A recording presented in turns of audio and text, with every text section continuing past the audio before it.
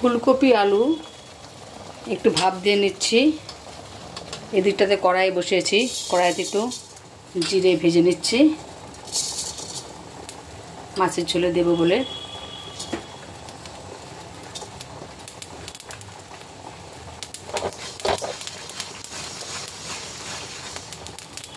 জিরের সাথে একটু তেজপাতাও দিয়ে দিলাম ভাজা।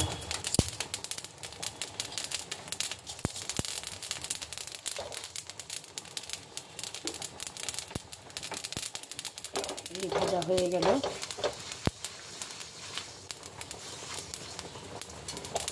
এখন নামিয়ে নিব। এই শিলনোড়াতে নামিয়ে নিলাম।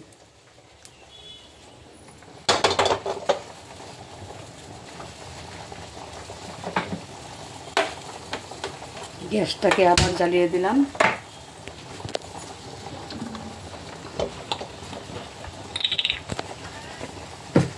কড়াই গরম আছে, এখন দিয়ে দিলাম সর্ষের তেল।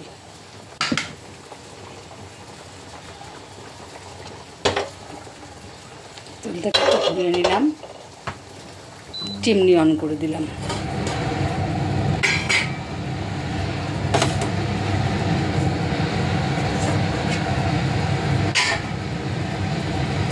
কাতলা মাছ ভেজে নিব।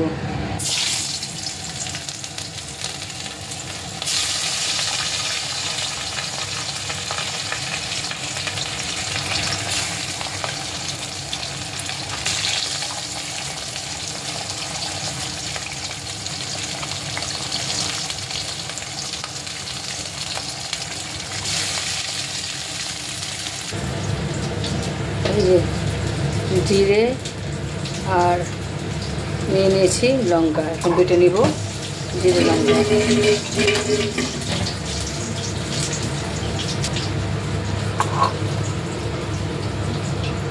আদা নিয়েছি, আদা জিরে লঙ্কা একসাথে বেটে নিব।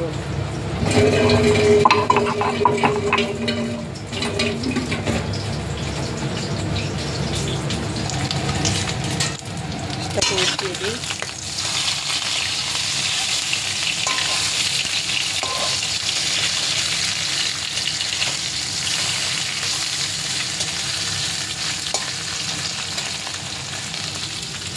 এদিকে আরও কিছুটা মাছ রয়েছে, এটা মূলা দিয়ে বানাবো। মাছ ভাজা উঠিয়ে নিলাম, কড়াইতে দিয়ে দিলাম তেজপাতা আর জিরে সম্বার। ওদিকে মশলা মোটামুটি রেডি করে রেখেছি। আর এখানে নুন হলুদ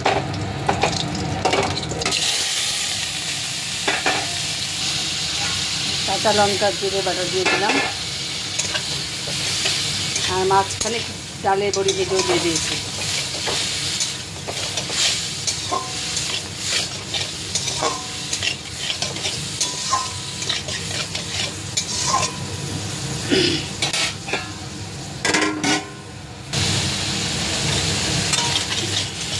এই ফুলকপি আলু মোটামুটি কষে গেল, আর একটু কষার পরে গরম জল দিয়ে দিই।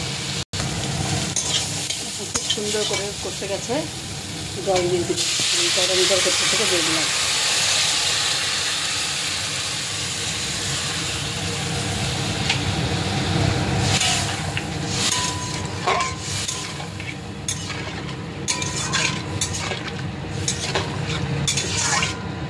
জলটা সেদ্ধ হলে মাছ ছেড়ে দিব।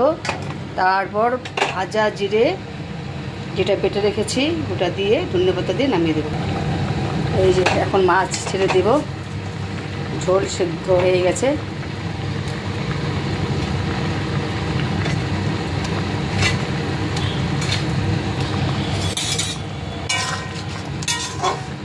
এই যে তারপর দিয়ে একটু ভাজা জিরে তেজপাতা দিয়ে যে বেটেছিলাম ওটা একটু মিক্সড করে দিই, যাতে ভালো সেন্ট হবে ঝোলটা।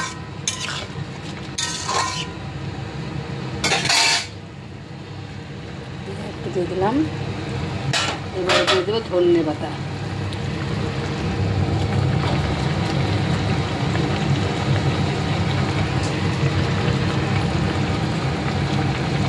হয়ে গেল মাছের ঝোল।